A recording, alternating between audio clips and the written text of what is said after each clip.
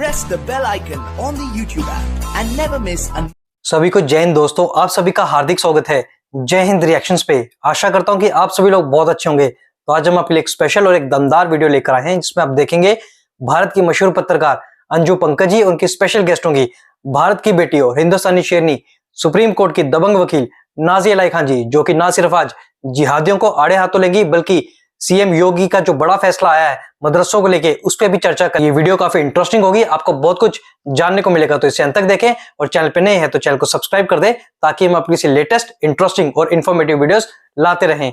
जय हिंद, जय भारत। कहीं मुसलमान को ये पांचों जिहादी माइंडेड के कैबिनेट मुसलमान मंत्री समझते थे कि मुसलमान शिक्षा की तरफ कभी रागिब नहीं होगा। मुसलमान को ये कहेंगे कि तुम आईपीएस आईएएस बन जाओ तो ये कभी भी राजी नहीं होंगे। तो चलो 72 वर्जिन हुरों का फतवा जारी करो, जिहाद का फतवा जारी करो, उसके बाद फिर इनको बताओ कि तुम 4 बीवियां रख सकते हो, तुम 12 निकाह कर सकते हो, तुमको जन्नत में 135 फुट की 72 वर्जिन हुरें मिलेंगी, तुम हिंदू की बेटियों को पकड़ो और उनका बलात्कार करो। ये सारी चीजें। और अश्लीलता में ना, जैसे ही आप अश्लीलता की बात करेंगे मुसलमान मर्द आपको दिलचस्पी से सुनेगा। आप कहेंगे अरे बेटा पढ़ लो ना, बहुत बेकार औरत हो तुम, पढ़ने की बात करती हो, तुम्हारा ही चरित्र अच्छा नहीं है।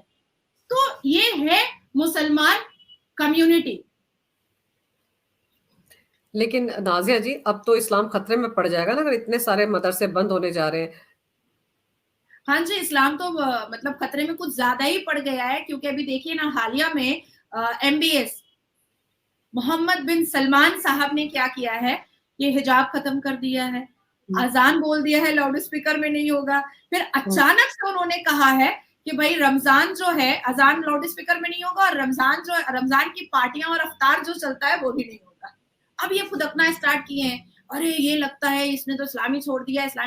पर मुझे ऐसा लगता है कि MBS जो है ना, इनको इनके जुबान से ही तोड़ करके अपने देश को रिफॉर्म कर रहा है।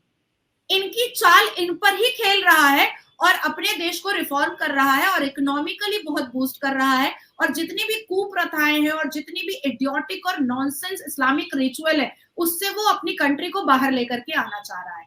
अब इससे जितने भी लोग सवाल कर रहे हैं, यहाँ तक के ये इतना प्रिपेयर है MBS अपने स्टेप्स को लेकर के कि अगर UN भी इनसे सवाल करेगा कि आपने हिजाब क्यों बैन किया है, वहां पर मक्का मुअज्जमा और मदीना मुनव्वरा है, आपकी हिम्मत कैसे हुई? तो MBS के फॉरेन मंत्री का सबसे सिंपल जवाब होगा कि सूरा नंबर 24 सूरा अल नूर वर्सेस 30 एंड 31 जिल्बाब है, लूजर आउटफिट है, कहीं पर हिजाब, नकाब, अबाया, बुरखा है ही नहीं।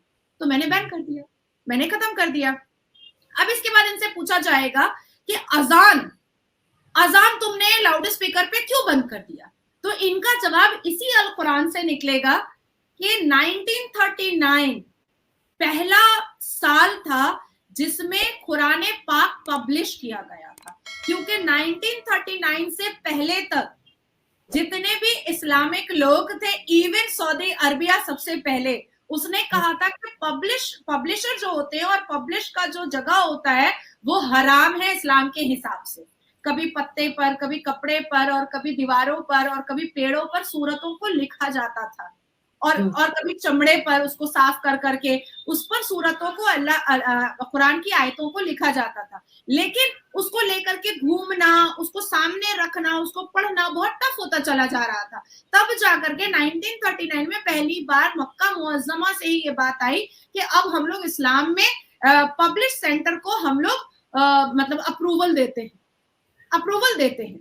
अब उसके बाद फिर अजान, तो हमारे प्रॉफिट मोहम्मद सल्लल्लाहु अलैहि वसल्लम गारे हिरा में नमाज पढ़ा करते थे, बिल्कुल छुप करके गार के अंदर वो नमाज पढ़ा करते थे।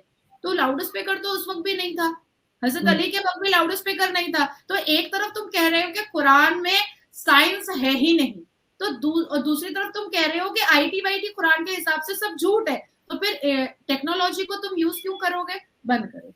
ये हुआ MBS का दूसरा जवाब। अब आता है रमजान और इफ्तार। अब उससे पूछा गया अगर UN में, या आपने मक्का की मस्जिद में आपने इफ्तार बंद कर दिया, हाय हाय हाय हाय, लाहौल विला कुव्वत, आपने कितना बड़ा गुनाह किया है। अब वो कहेंगे कि भैया प्रॉफिट मोहम्मद के पास तो खाने को नहीं था, वो तो खजूर खा करके अपना रोजा खोला करते थे, इफ्तार पार्टियां कब किया उन्होंने? अफ्तार पार्टी उन्होंने कब किया? हालांकि इसमें उनका इंटेंशन ये है कि जितना भी चंदा उठाने वाले हुड़दंग मौलाना है वो पूरे दुनिया से जमा हो जाते हैं, मक्का, मदीना, आबू धाबी, दुबई, यहाँ पर कतर, यहाँ पर जाकर के जमा होते हैं और डॉलर से उठा करके चंदा वो लेकर के आते हैं। इसमें पाकिस्तान और भारत के मुसलमान सबसे ज्यादा तेज है, सबसे ज्यादा तेज है। तो इन्होंने अपने घर से शुरुआत की, बिस्मिल्लाह किया। कहते हैं ना कि अच्छा काम अपने घर से शुरू करना चाहिए, कि हम अपने अरब के मौलाना को ही चंदा नहीं देंगे अफ्तार वफ्तार का, तो तुमको कैसे दे सकते हैं? तो ये उनका होगा तीसरा सवाल। अगर यूएन इनसे पूछता है कि तुमने अफ्तार पार्टी बंद क्यों की, तो प्रॉफिट मोहम्मद का हवाला दे करके ये सीधा इन तीनों मुद्दों पर बड़ी होशियारी से निकल जाएंगे। अब अगर यूएन इनसे पूछता है कि तुमने महिलाओं को, अरब की महिलाओं को तुमने बहुत फ्रीडम दे दिया है, this is not good, very bad.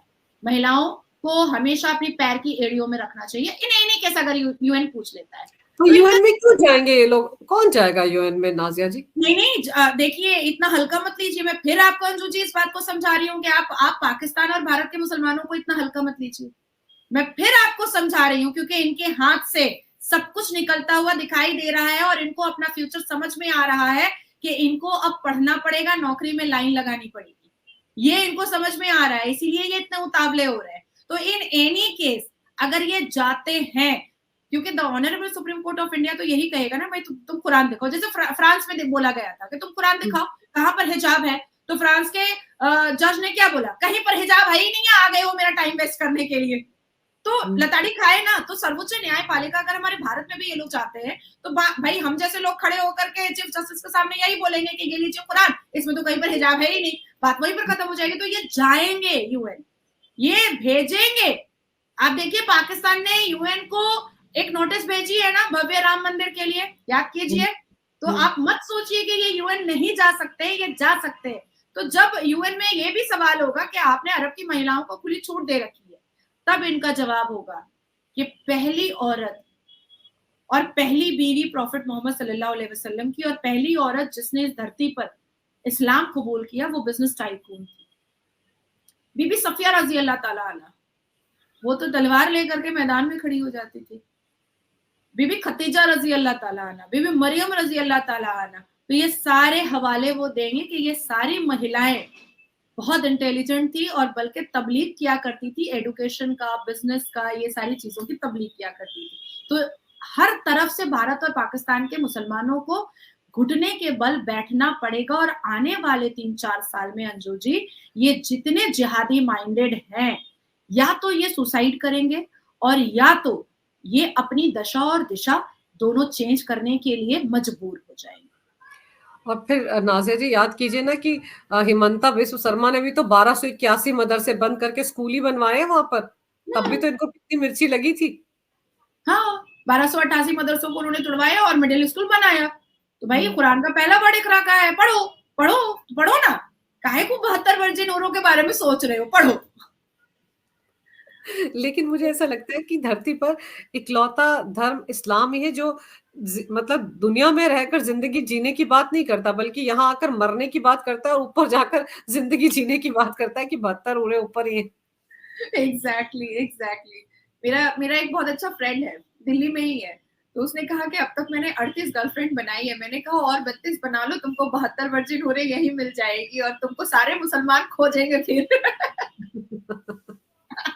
लेकिन चलिए, उत्तर प्रदेश में कम से कम अवैध तरीके से जो बाहर से फंडिंग लेकर जो चल रहे थे मदरसे, उन पर बुलडोजर चलने का काम तो शुरू हुआ। हालांकि बताया जा रहा है कि 25,000 मदरसे अभी भी उत्तर प्रदेश में चलेंगे।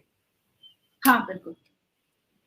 देखिए मुझे तो ऐसा लगता है कि सही से सर्वे वगैरह कर करके एक भी मदरसा छोड़ना नहीं चाहिए। सारे मदरसों की जमीन पर स्कूल बना देना चाहिए, नर्सिंग सेंटर बनाना चाहिए, कंप्यूटर सेंटर बनाना चाहिए, होटल मैनेजमेंट में बहुत सारे स्कोप है, मॉडलिंग में बहुत सारे स्कोप है, सिंगिंग में बहुत सारे स्कोप है। तो ऐसी चीजों पर हमारे बच्चों को, हमारे मुसलमान बच्चों को मतलब आगे ले जाने की जरूरत है।